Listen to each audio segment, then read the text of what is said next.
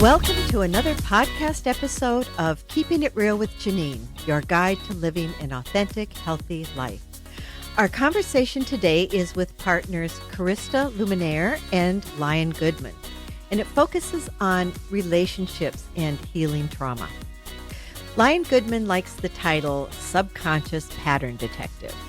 He's a belief therapist and helps people heal core wounds, delete old programming from the human operating system, and clear away limitations, resistance, and blocks from the psyche. When you remove limiting beliefs, what emerges is your power as creator of your own life. You can then easily and naturally create the great and beautiful life you deserve. Carista Luminare integrates the recent research in the neuroscience of relationship and attachment into her comprehensive understanding about the impact of childhood developmental trauma on identity formation, beliefs, and behaviors. After 4 years of applying this cultivated wisdom into her personal and professional life, Carista is confident a person can rewire their self-identity to be an expression of their true nature if they do the inner work with guidance they trust. Hi, Lion. Hi, it's so great to be back, Janine. Yes, I'm really happy to have you back again. And hello for the first time, Carista. Hello there. Yeah, it's so nice to have you on. I'm really looking forward to this because I think, well, I would say probably 99% of our growth happens through relationships. So. Yes, that is true. You can do a lot of growing in a cave in the mountains, but then you come out and you have to deal with people. Darn. Oh, gosh. Okay. Now, Lion, you've been on the podcast twice before, and I will have links on the podcast webpage to your other episodes if people would like to access them. And you've shared your work on beliefs. But today we're going to talk about healing trauma. And it's a rather large topic. So I'm going to let you and Carista set the agenda for the areas that you would like to share with our listeners today, the things that you think are most important. And Carista, I'd like to start with you since you haven't been on before. And by the way, I love your name. Thank you. You're the first Carista I've met, and I really like it. So perhaps you could share with our listeners how this came to be an important topic for you, and then we will weave the two of you together. Okay. Well, I think I heard you say that by maybe a little typo that it's been 4 years. It's been 40 years. I began. 40. Sorry. Okay. I'm only saying because I have to clarify that since I'm about to share with you. It all began this understanding of the power of attachment on developmental trauma when I was 21. Mm-hmm. I'm now 64, and I was a budding, just out of Harvard psychology major, traditional background education, and I was blessed to be in a postgraduate program. And I had an epiphany one day, and I thought, oh my God, here are all these adults spending their adult years healing themselves from childhood trauma, and what an inefficient use of one's life to have to live 18, 20 years and then spend another 20, 30, 40 years healing from what happened in childhood. And that began an inspiration to try to understand what potential parents could do to prepare for parenthood before a child came into their life and was exposed to a lot of their own unconscious, subconscious conditioning. This was before the attachment research was out there in a mainstream way.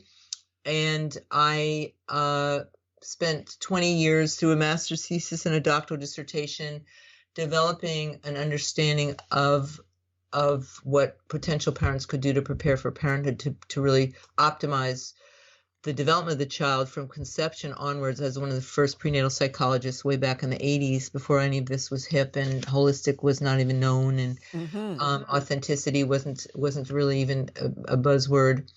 And I became very fascinated with the true nature of optimizing that from the beginning of life. And I wrote a book called Parenting Begins Before Conception, and then I had a major parenting center. And so the attachment model was deeply in my path one of the pioneers in preconception, prenatal bonding, and, even before birth, that attachment begins. Mm-hmm. And so that's been just in my marrow, really, in terms of my own process of preparing for parenthood with my child, as well as the Parenting Center and thousands of clients who I've worked with since 1982, actually. And so it was really more of a prevent trauma orientation. And then after 20 years of focusing on that and developing lots of work in that regard, started to work with adults and parents preparing for parenthood who actually did have a lot of trauma, particularly developmental trauma we're talking about. And a lot of new research and studies came out and showing how early attachment with each primary attachment figure, even step parents and adopted parents and grandparents, would impact adult intimacy dynamics. So I've been spending the last 2 decades developing and understanding how to heal as adults our childhood trauma, particularly through the attachment lens. Mm-hmm. Okay, great. So I just wrote down a term that I thought it might be nice to I'm having a senior, yes, well, a senior moment already. Jeez, it's too early in the conversation to have a senior moment. But developmental trauma, if you could explain what that is. Well, every ego, for optimal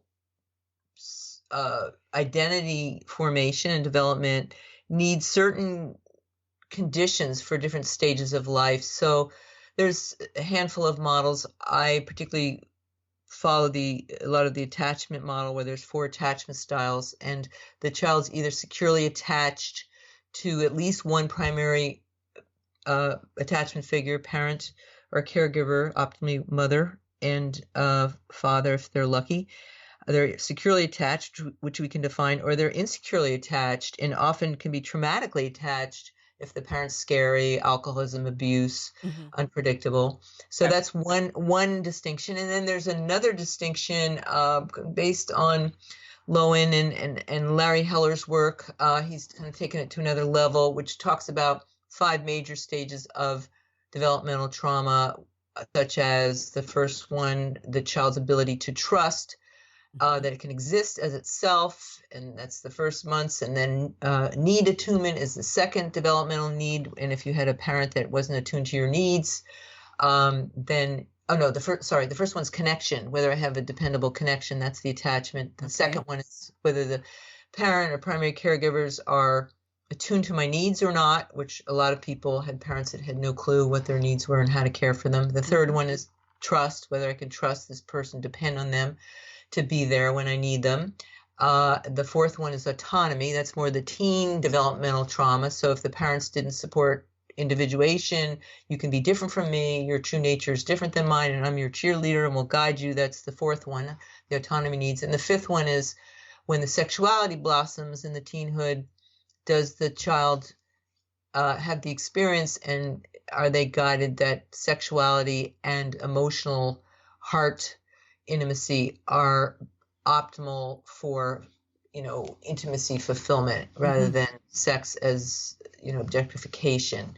So those are all the child's, depending on the parents, primary caregivers, culture, to be able to give them optimal guidelines and experiences to develop those 5 stages of development. And if they don't get that, then they'll often not develop in their ability to connect to people, to be attuned to their own needs and others, to trust people, to be autonomous, or to really have their sex and heart connected. Most people, when they think of trauma, they think of what's now referred to as shock trauma or incidental trauma. Something happened. You got beat up, you were sexually abused, you were in an accident, PTSD from war. And so that's distinguished from developmental trauma, which are the things that happen to you as a child, which screw you up as an adult. Relational trauma versus the acute incident, like Lion's saying. Okay, that's an important distinction. That's good. Thank you. Go ahead, Lion. Sorry. There was a study done by Kaiser and the Center for Disease Control called the ACE study, Adverse Childhood Experiences. And they studied 75,000 people and how many cases or incidents of trauma a child had and how their health developed over the years, over the decades. Mm-hmm. And they found that there was a huge percentage of the population that had one or more traumas, and a significant part of the population that had 4 or more different kinds of trauma in their childhood. So we really live in a society of traumatized people. And so this work in trauma healing is so important right now, because there's a lot of wounded warriors out there, not just people who've been in war, but people who've been in the war of the family. Mm-hmm. Well, and that makes sense to me, because I mean, it's my sense anyway that the majority of people are just kind of flying by the seat of their pants when it comes to raising children. Yes, that's why my book, Parenting Begins Before Conception, is that to really inspire prospective parents or new parents that knowing what love is and what love isn't, as well as adults who keep choosing partners where they, feel chronically insecure or threatened, is really a missing wisdom for most people. Love is very, very simple. When you look at the neuroscience and the attachment, it can be defined very simply. If you'd like us to do that. Yes, please. So we have 3 or 4 ways to share this, what love is and what it isn't. I'll explain it through the attachment styles. People can take our love style profile quiz to really see where they lie in these distinctions. And then we'll talk about the brain, how the brain knows whether it's feeling love or not, because when we're triggered, we're usually not feeling safe and not feeling love. And that might give people a chance to really kind of discern whether any particular relationship they're reflecting on is really healthy love or, some form of insecure attachment or traumatic attachment. Yes. And I'd like to let the listeners know that there will be a link to that quiz on the website. Mm-hmm. Great. So I'm going to simplify here. We call the research that came out in the 50s, the attachment research. A lot of people can look at it online.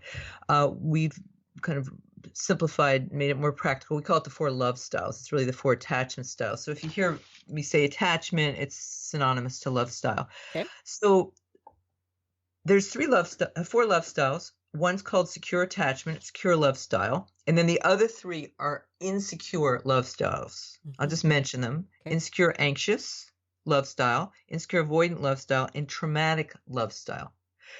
So secure attachment, otherwise known as feeling loved, is basically the feeling that one is in relationship with another, because a relationship is a 2-party system. This isn't self-love, just with me, myself. This is being with someone else.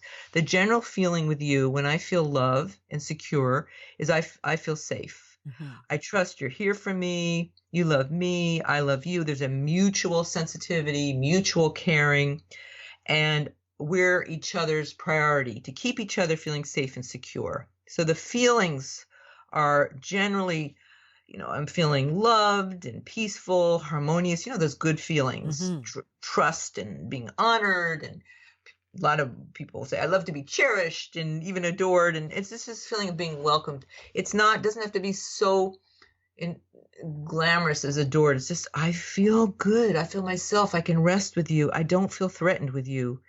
And we soothe each other's distress, especially when we cause it. And we empower each other's true self, and you're just my go-to person. Mm-hmm. That's what that feeling is. We have a few more distinctions. Line, you might want to share kind of what love is. And would you say too, like it's like you can really count on each other? Yes. Yeah. Yep. You're my rock. You're my oasis in the desert of life. Right. If you think about what an infant needs, they need to be held and calmed and changed and fed and nurtured, right? Mm-hmm. And so if any of those major things are missing, then there's going to be a developmental issue going on. And the problem is that whatever we're experiencing as children, whatever we see our parents doing to each other and doing to us, we think that's what love is. Mm-hmm. So if there's abuse, that's what love is. If there's fighting, that's what love is. If there's arguing, that's what love is. And we then, as we become adults, we go looking for love, right? Mm-hmm. But using a model from our family system that's really not love. And so we make the distinction between what love is and what love isn't. And it's pretty obvious when you say it, but a lot of people don't understand this simple distinction. Mm-hmm. So love is warm, it's peaceful, it's protective, it's compassionate, it's predictable, it's safe, and it's forgiving. Okay, those are some of the qualities. We have a long list of them. Mm-hmm. And what love isn't are the opposites. Love isn't cold. It's not intellectual. It's not warlike or defensive. It's not judging or critical. It's not dangerous. It's not insecure. It's not begrudging, right? So once you have that distinction, then you can know whether love is actually happening or whether you're in one of the old programs from your childhood, which you picked up just because that's what was happening. Mm-hmm. Yeah. So if we were to simplify what secure love feels like, it feels like a positive connection where the sense that being in relationship with you, other, parent, lover, sibling, colleague, I just feel the threat feels really low, and I feel like I can just rest with my open heart. Now, can we go to the next insecure anxious? Mm-hmm. Okay. Yeah. So the insecure anxious love style, when we feel that the other partner really gives us a sense that they're going to abandon us, that they don't care about us. The beliefs are, you don't care about me, you don't want connection, I'm not important to you, I don't know if I matter to you, I don't trust you love me. And it creates an anxiety, and that often will manifest in the behaviors. They're more the ones that when we feel threatened and we go into insecurity, we don't have the secure love. The one who goes into insecure anxious, the anxiety is very aggravating, and there's a preoccupation, and often their behavior is, when I lose this connection with you, I get anxious, and I usually pursue the need to have this anxiety resolved as soon as possible because I'm feeling frustrated and lonely and needy, and I get angry, and so they often manifest as the ones who complain and judge and attack and yell. They're the escalators. Mm-hmm. And Okay. that's, if you feel like, when any listener feel insecure, you have a tendency to kind of aggress and, where are you going? And never feel like you can feel peaceful until that disconnection, Mm-hmm. that lack of positive connection is resolved. You're usually in the insecure anxious strategy. The insecure avoidant. Let me just ask you a question about insecure anxious first, because and I may be wrong here. So, would the insecure anxious person tend to break off a relationship before, like, in fear that the other person would do that, and so they will break it off first? Possibly. That usually it depends, that's a choice. It's like, I'm so afraid of being abandoned Mm-hmm. that I'm going to abandon first, so I don't have to feel, and I feel like I'm in some powerful position to be the one to abandon you first, so I don't have to feel being abandoned, because that's Right. their greatest fear. With the insecure avoidant, the other one, when triggered, we're talking about, Okay. when, so we often talk about the fight or flight center when we're feeling threatened. The brain, the midsection of the brain, line can talk about in a minute. The fight is the insecure anxious. I'm going to fight until I get resolution.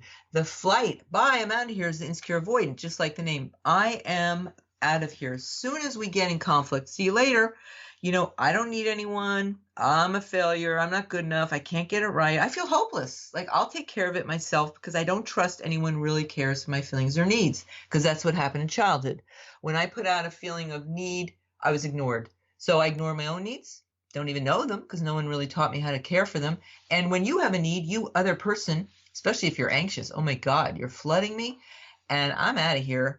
I'm going to withdraw. I'm going to shut down. Usually they kind of are, the insecure avoidant is more suppressing their feelings, avoiding conflict. They disappear, just like the name, because they're fearing rejection.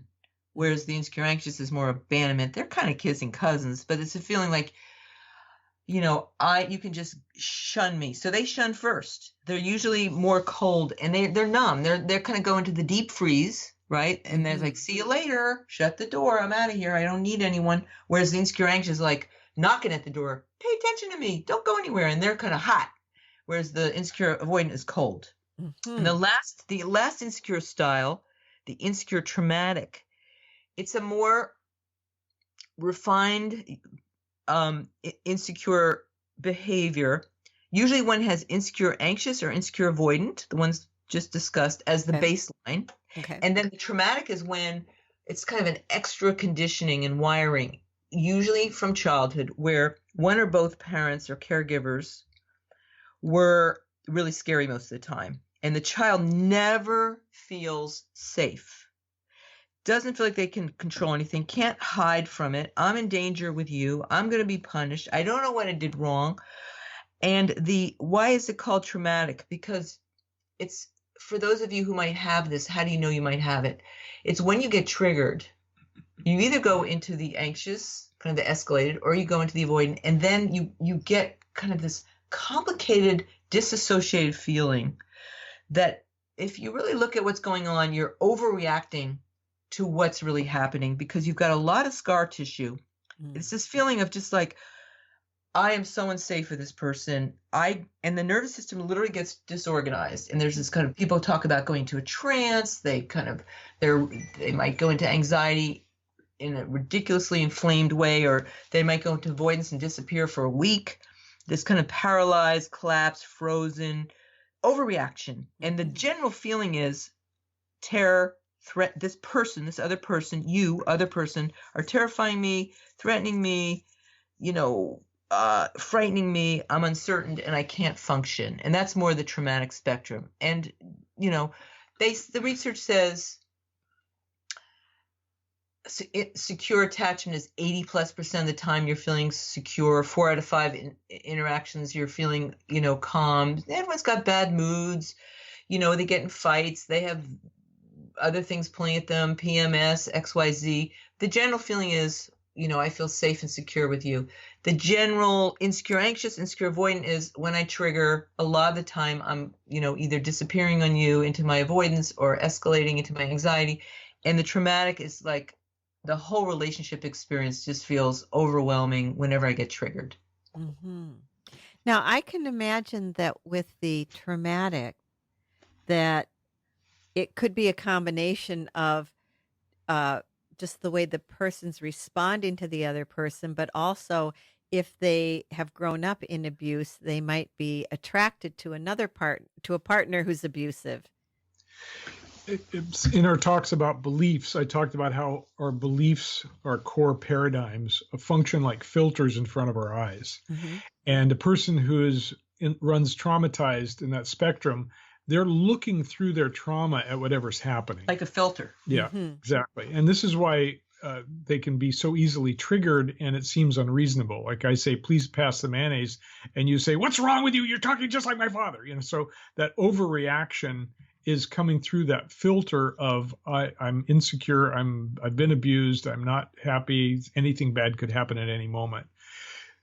So these are all brain responses. Most people know about the amygdala. When I studied it back in the 70s, nobody knew what the heck it was. Today, So we call it the smoke detector and the fire alarm. And basically there's 2 of them about an inch inside each temple, and they're part of the limbic system. Okay. And the limbic system is our emotional brain, and that sits on top of our primitive brain down at the brain stem, and we call that the warring brain. And what happens with the amygdala is it functions as a smoke detector. It's always looking for any threat.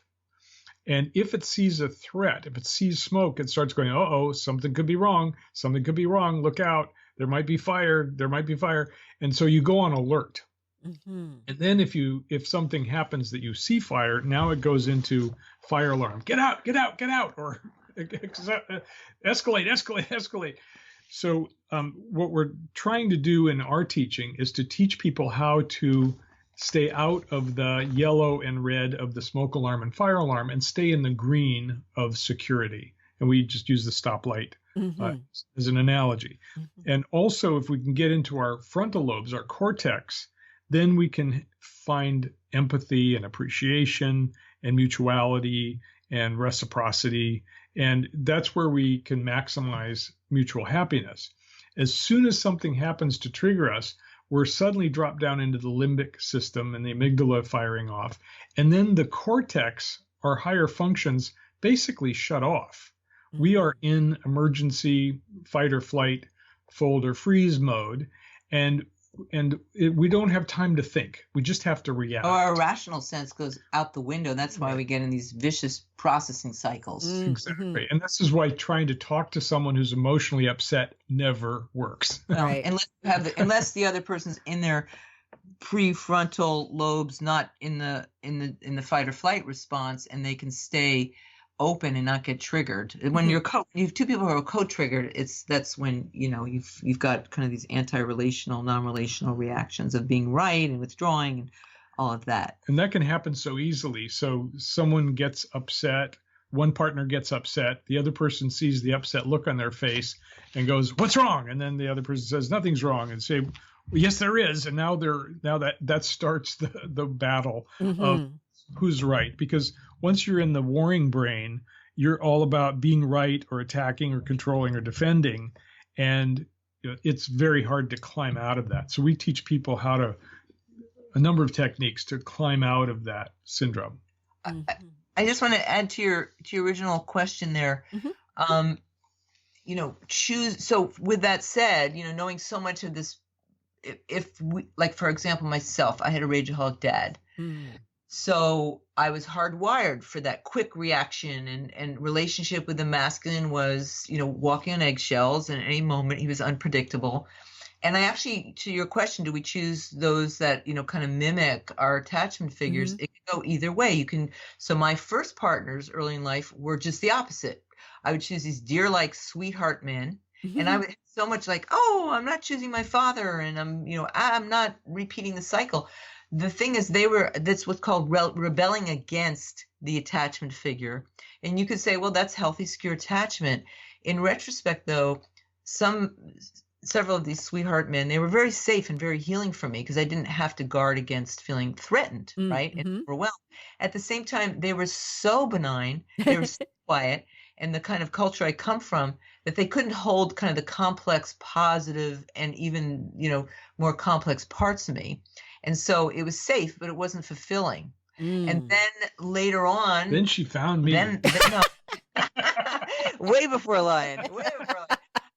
There was, of course, the one that mimicked, that I was so sure wasn't my father because of all these criteria that appeared not to be, but had the hidden temperament of rage when threatened. And then all of that was in my early 30s, my unresolved feelings suppressed in the subconscious closet the ghosts started to stir, and my outrage of being raged at was worked out. The voice I never could say to my father, "You're overwhelming me or scaring me," that part of me subconsciously chose this person because I actually needed to find my voice to protect myself and to put up my boundaries in ways I never did. So that's just an example of how we might choose the opposite, or subconsciously think we're not choosing the same. But this guy had the same emotional body as my dad, and he had all these other differences, but there was the wound hidden there for me to reconcile. So interesting. Another thought that came to me while you guys were talking is, are we, like, if you are raised in an maybe with, say, angry parents, does our brain become wired to, like, be on the lookout for that all the time?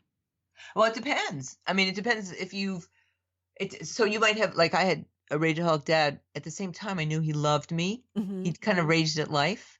And I had a mom who was also very strong, had a bit of anger. She really loved me as well. And there was a lot of secure attachment with her, mixed with some anxiety because she was unpredictable.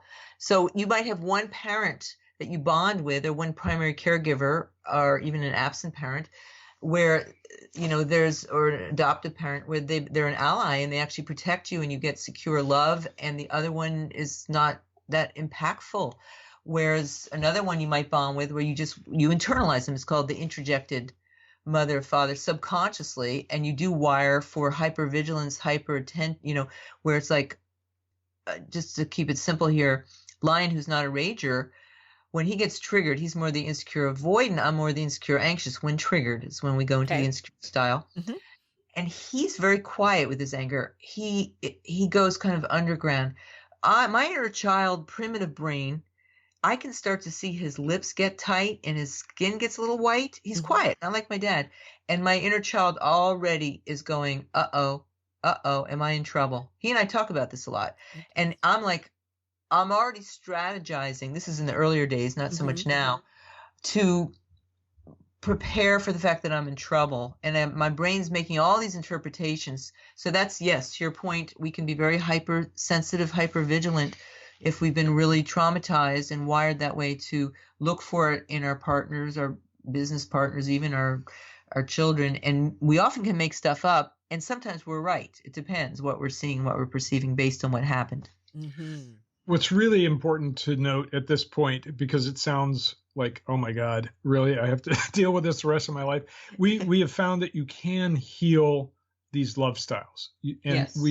we call it the healing love style, which is where two people recognize, hey, we've both got patterns, but we're not our patterns, and we can change our patterns. And then we give people specific instructions on how to rewire the brain. It takes time because these are old patterns, but it can be done, and you can get your relationship more and more towards secure attachment. You can feel more and more secure. Definitely. It can get better and better. You just have to both want to know that you are in insecure behavior and that you actually want to rewire. As Lion said, the neuroscience says the brain has a lot of neuroplasticity. In other words, it can be repatterned. So it's like, for those who are dating, I say, share this notion of secure attachment. It's out there, it's hip, and make sure they want to be developing a path with you, how to rewire into greater and greater secure love, secure attachment.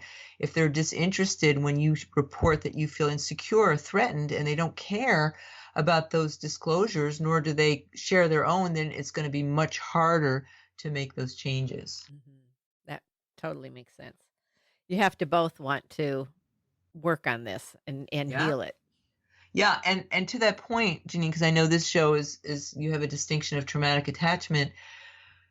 For those who have the trauma spectrum, abuse, addiction, just scary parents, and they know, how do you know you might have trauma attachment? You're the one that your reactions are disproportionate to what's really happening a lot of the time. Mm-hmm. Your partner doesn't text you back and you're fixated on it all night, and they or all day when they're traveling, and you're making the worst stories up, and they just happen to fall asleep, and they don't show a history of rejecting you or abandoning you, but it's like exaggerated. That when you have traumatic attachment wiring, or your partner does, and the other person doesn't, the other partner might have just secure attachment with a little bit of insecure when they get triggered. The one who's more secure has to be patient and be willing to use their gift to love, to know it's safe, and to help the one who's feeling traumatic, to help them rewire. It's a lot more work, so to speak, for the one who has trauma, because they've got a lot more to dismantle and rewire and learn what love is and be able to report that they're overwhelmed. So we always say, it's not always even the work they have to do. Mm-hmm. And it's a wonderful thing. You don't, if you have a lot of trauma and insecurity, you don't want to choose someone else who has a lot of trauma and insecurity in terms of how they relate. We're talking about relationship style. And how do you know? I feel threatened most of the time. That's trauma, insecurity. When I tell you your behavior threatens me, you don't care. Okay, sign up for more trauma and insecurity. So if your partner doesn't want to stop threatening you or learn what they're doing to threaten you, then you're setting yourself up for not being able to heal. You can't force someone to want to change their behavior. If they go, I had no idea. Like when Lion says, you sound like my critical mother. Okay, and I'm like, hey, I'm just my true self, Carista. Like, get over yourself. It's not going to work. But if I go, hey, with his other partners didn't have this sensitivity to my tone of voice, but your mom, my voice, when I get escalated, sounds like your critical mother. It's in my best interest to get my needs cared for and heard when I'm in distress, and if I don't sound like your critical mother, because you're going to subconsciously shut me out, and then I'm going to feel more rejected. So when he says it to me, I have to slow down and change my voice tone and get into my heart, or be honest and really care that he's giving me that feedback. That's what we talk about. You rewire incident by incident, teaching each other what feels threatening, what feels safe. It's an open vulnerability, and that takes some practice and some skill set, which is what we've tried to simplify for people. Well, that sounds like a really good exercise right there. So are there some other things that you can share with people? Because that was really good. So if a couple who one person becomes avoidant, or I guess it probably, does it make any difference if you're avoidant or anxious to use that technique you just said? Yeah, Lion will tell you what we do, because we have opposite needs. Right. So speaking as a recovering avoidant. Okay. Yeah, I tend to, that would be the direction I would go in, I'll have to admit. I'm the recovering anxious, so we have different needs. He'll tell you his first. Okay. Right. So as an avoidant type, as an avoidant historically, anything that was uncomfortable was something to leave. Yep. And of course, there's a lot of discomfort in relationships. Run, right? So, I want to run. Yes, I did a lot of leaving. And of course, that triggers Carista's abandonment issue, right? And then she gets triggered by my leaving either, and it doesn't have to be physically. I could just leave mentally or emotionally. I could withdraw my heart energy, right? Go indifferent, go quiet, go dissociated, look the other way. And these triggers are so quick and sensitive. Our subconscious mind, that amygdala, is always looking for anything that might possibly be a threat. So one person can just look to the side and the other person takes it as a signal that they're about to leave, when in fact they were just noticing something out of the corner of their eye. Or rolling their eyes. Right. Yeah, rolling the eyes is a good one, because because you're going, oh yeah, right. That's a pretty clear one. It's like, I haven't said anything, even though you rolled your eyes and totally wiped me off the map. I can relate. So one of the things we teach is we call the 3 nonverbal love languages. And this is really basic rewiring stuff. Okay. If you think about an infant, what do they need to feel secure? They need touch. They need to be held. They need care. They need to be looked at in the eyes, and the mother or father, whoever is caring for them, and say, I'm here for you. I've got you. You're going to be okay. This is when the child's distressed. This is what love feels like to the child. Right. So when the baby's crying, you pick them up. You figure out what's needed. Soothe you them. care for you them. reassure them with your voice and your eyes. The voice is Touch. soft and sweet. I've got you. It's going to be okay. You don't say, I've got you. It's going to be okay. Right. Shut up. I'm trying to work. Get over yourself. Or the classic one, stop crying or I'll give you something to cry about. Yeah. Right? That's a horrible program. God, yeah. Anyway, so if you're with a partner who's suddenly expressing stress because of something that happened, even if you didn't intend it to happen, you looked to the side, they got upset, you come back to these 3 nonverbal love languages. And the thing you don't do is you don't go into logic or explanation, because you wouldn't say to a baby, the reason you're crying is because I stuck you with a pin in your left hip. That doesn't work for the baby. So the best thing to do is to walk up and grab them and say, it's okay, honey. I've got you. I love you. I'm here for you. And I'm not going away. And so when I do that to Carista, she just melts. It's like, oh, that's what she was afraid I was going to go away. She was afraid I was going to be angry with her. And so these 3 nonverbal love languages can be used in every relationship, and they really work to help start rewiring. They go into the primitive brain. Right. It's what the child, for the first 2 years before words, it was the parent's tone of voice, touch, and eye contact that gave the child a sense if it felt secure or dangerous. You know, the scary parent, the alcoholic parent, is there, appearing like a monster, and the child puts out a cry of distress, and the parent's like threatening them further with their scary look and words and body language. So we want to be that safe source. Yeah, and so he'll give me what I need, which is reassurance. The anxious needs reassurance. I'm not going anywhere. Now I need to know what he needs. It's the opposite. When he's triggered, at least we're talking about more in the past. Do you want to talk about that? Yes, okay. Certainly. So as an avoidant, what I need when I'm triggered is space. So if I can get Carista to just give me a little space, I can go work it out. I tell this story for my unfortunate first wife who had to deal with me. But when we got into an argument, I would disappear mentally, physically, emotionally for 3 days. It took me that long to come back into relationship. Say, wow. Okay, I'm ready to repair. Now we're working at 5 minutes. We're trying to quickly repair, because that's one of the keys, is get back to repaired, loving space as quickly as possible. Well, I can imagine the longer it goes on, like 3 days, she's out of there. She's feeling like the world is collapsed and it's over. Yeah. Right. Although the insecure traumatized child all the way through adult wiring is used to going for a lifetime, a childhood lifetime of feeling threatened. So they actually can tolerate the distress, unfortunately, longer, because they don't even know what healthy, safe love feels like. This is normal to feel threatened and rejected and abandoned. It's not normal. We're here to say it's not healthy. That you're in an aroused state, your immune system's getting worn down, your quality of life, everything you're living all day long is through this kind of aroused, the fire alarm's kind of beeping in red in the brain. It's wearing your capacity to focus down. It's not normal to be in a state of constant threat. And that's what many of us didn't know, where it was just part of the experience, edgy, walk on eggshells with one or both caregivers, or 3 or 4 caregivers if you had step parents, or you were adopted, or grandparents that took care of you, or nannies. And it's like, some were safe, some weren't. And for some, no one was ever safe. So we do go for days, weeks, and a lifetime walking on eggshells.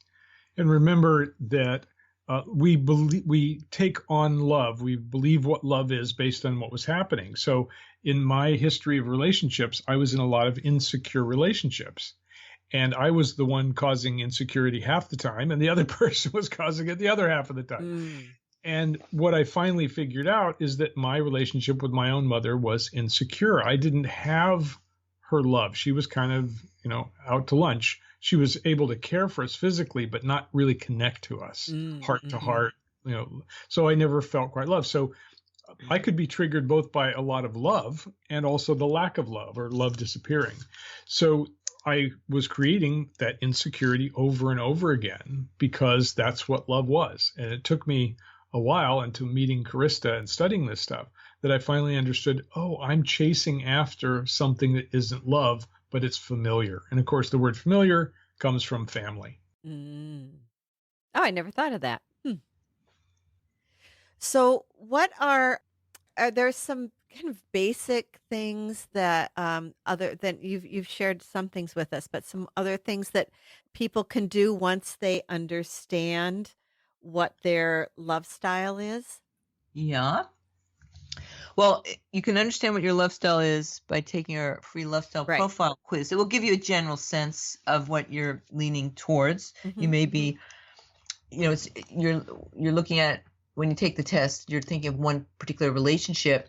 Maybe someone beforehand, you played out your insecure avoidant with your mother, who you had that connection with, and the next partner you're playing out your insecure anxious. So sometimes different partners will.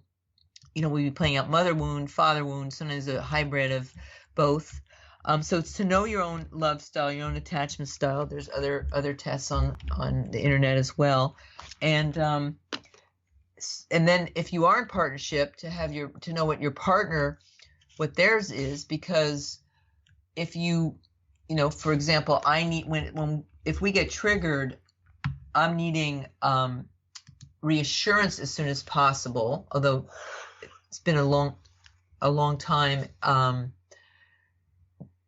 needing reassurance, but when I first met Lion over a decade ago, we came together later in life, I needed a lot more. Now there's enough secure attachment that we can go through something and it's not a big deal.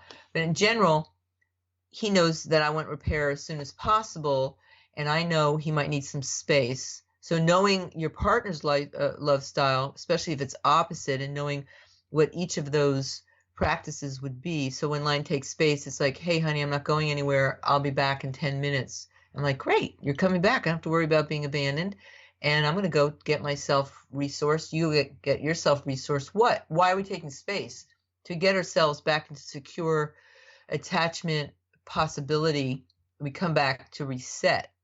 So we're always coming back to reset and repair as soon as possible. So I'll take advantage of that space he needs to get myself centered. And he'll come back as soon as he can because he knows that's what I need. So that would be an example. Okay. Or if I would go into a trauma reaction, which I am more prone to historically, not so much anymore. In the earlier days, I would say I'm in a trance, I'd say, or I'm in trauma spectrum. So to report it, he would know not to push me. Don't poke the bear. That matters. I'm reporting that I'm kind of inflamed. I'm in a more primitive place. And if he had the resources and he was more in his secure attachment behavior, he'd be like, do you want to lie down? I'm here, talk about it. And he would kind of reassure that part of me so I wouldn't have to get preoccupied and project all kinds of things. So that really, really matters to know, I'm kind of a hybrid historically with all my karma and trauma. I've got, I've got all four styles in terms of in my life experience. Now I'm primarily secure attachment. When highly threatened, highly exhausted, I will go into anxiety over withdrawal. And it's just to know that and to know, if it's a colleague, if it's a child, when you get triggered, do you go into anxiety and escalate, or do you go into avoidance and disappear? Those are the two distinctions when triggered, fight or flight. So it's kind of like when your resources are low. Don't go anywhere. Well, we got to resolve it right now. Reassure me. You're not going to leave me.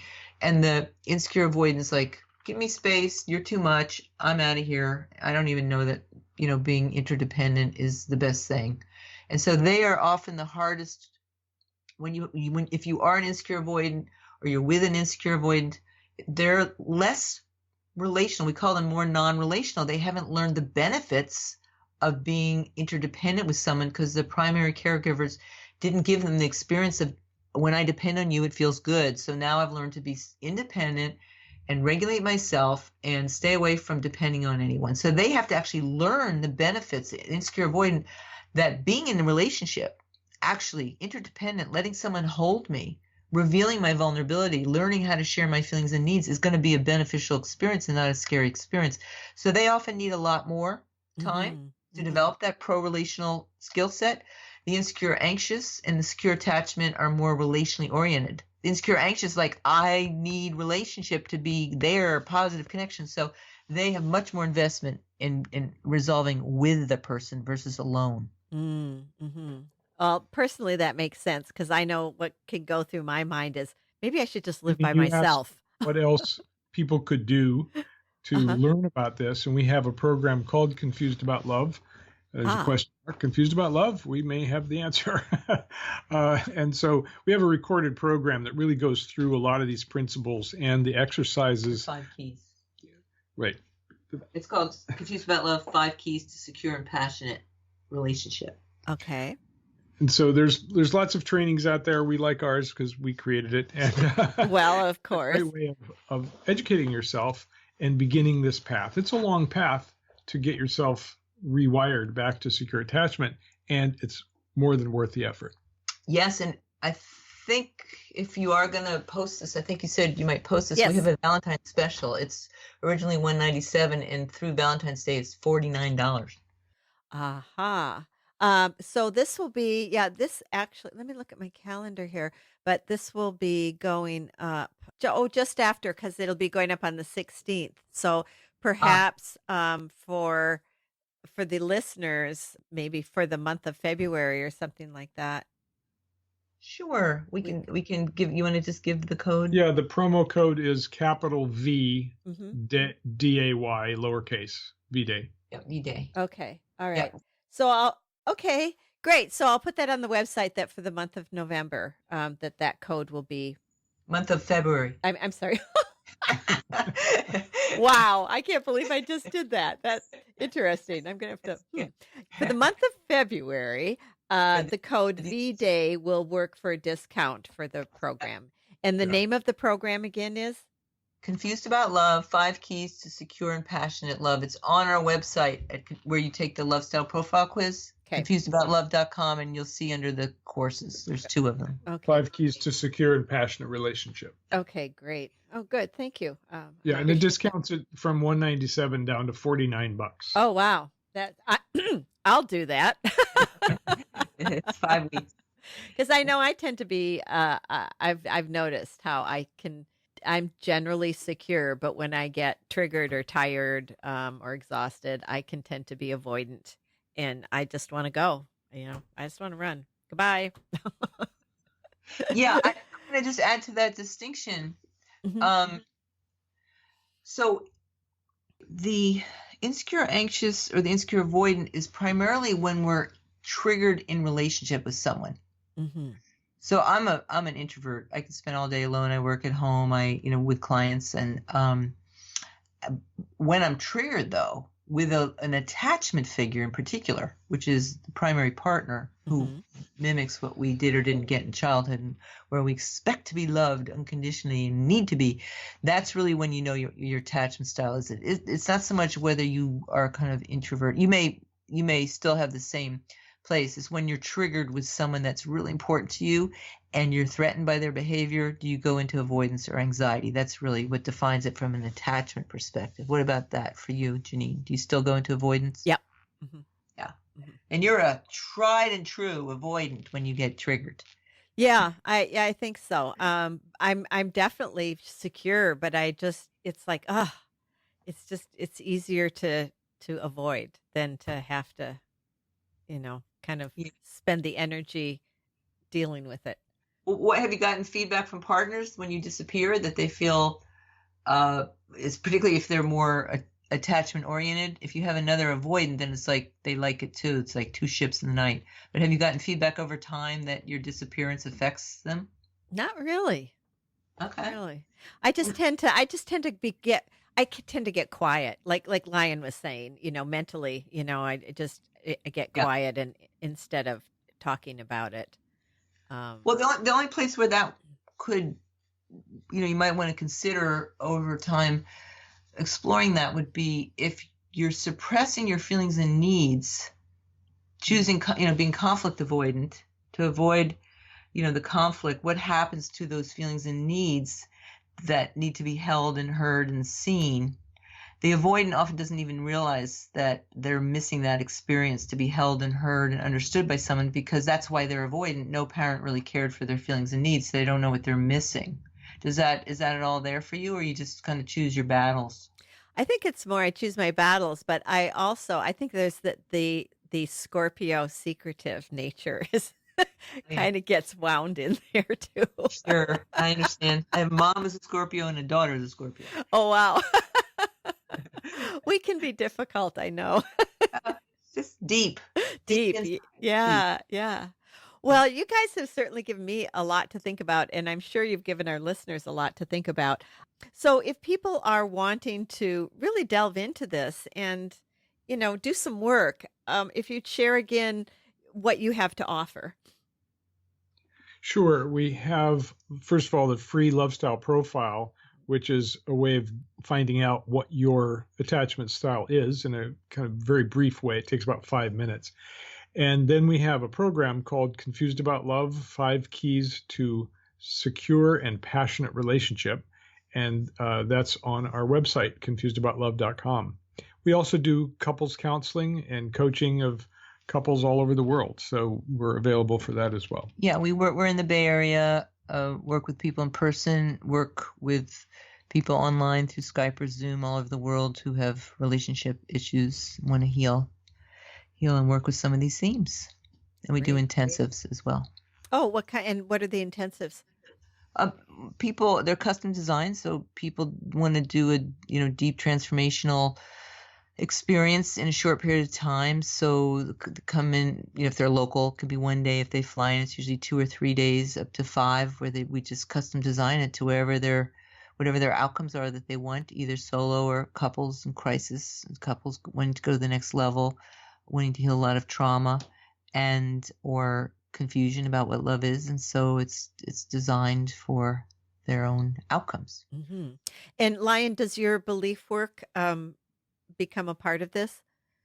Absolutely, because our beliefs about relationship and our beliefs about others are fully a third of our universe, maybe more. Mm-hmm. We have beliefs about ourselves, which are important to clear, beliefs about other people. They're going to be nice to me. They're going to be mean to me. I'll never get what I want. And then we have beliefs about the world. So relationships is one of our three universes. And so the Clear Your Beliefs program is really powerful. And one of the sections is on beliefs. So that's clearyourbeliefs.com. Mm-hmm. Yeah. Okay. People can work with us. We work alone with a lot of clients. People prefer one of us over the other. And then some people like to work with us together. Okay, great. Awesome. Well, thank you so much. This has been quite enlightening. And I think that, it's, like I said, I think we work out so much of our issues on relationships or in relationship that, this is really important work. Well, remember that we are troop animals. We are relational creatures, right? So we're supposed to be with other people because when monkeys get pushed out of the troop, they're basically dead meat, So that's how important relationships are to us as primates. Mm-hmm. Mm-hmm. Yeah, and I've been looking at the idea of community and how community affects health. Absolutely. Whether if you feel alone and lonely and isolated, it can really be a big factor in health. And there really is an epidemic of loneliness in this country, in the United States, and other places that have westernized. The research, just one little gem here. Sure. 2,000 studies, 20 years of research shows that we never outgrow the need for secure attachment and to have at least one go-to person. If it's not a romantic partner, a dear friend, sister, brother, that we can depend on when we're feeling insecure, and they can hold us. That's what love is. That's what secure attachment is, that go-to person that relieves distress and helps us when we're feeling overwhelmed, gives us a sense of safety and security. So look for who those people are in your life. And if your primary partner is threatening and doesn't offer you that, then get some help. Good point. Wow, that's an awesome wrap-up. Thank you, guys. Great to be with you, Janine. Yeah, this has been fun. Thank you so much, Lion and Carista. I really feel like you've been sharing your authentic self, and it's a challenging journey of discovery. So thank you. You're welcome. Great. You guys take care. Thank you. Bye. Bye-bye. The podcast website is realjanine.com, where you can listen to or download episodes and click on links to my guest information. Sign up for the podcast bi-weekly newsletter to keep up on interesting topics and healthy recipes. And remember, once again, Janine is Janeean. If you haven't already done so, please subscribe to Keeping It Real with Janine in iTunes or with your favorite podcast provider. And if you like YouTube, check out the video slideshows of my conversations. Do you know someone who would benefit from my conversation with Carista Luminare and Lion Goodman? Please share this with your family and friends. Thanks for listening. Take care and be well.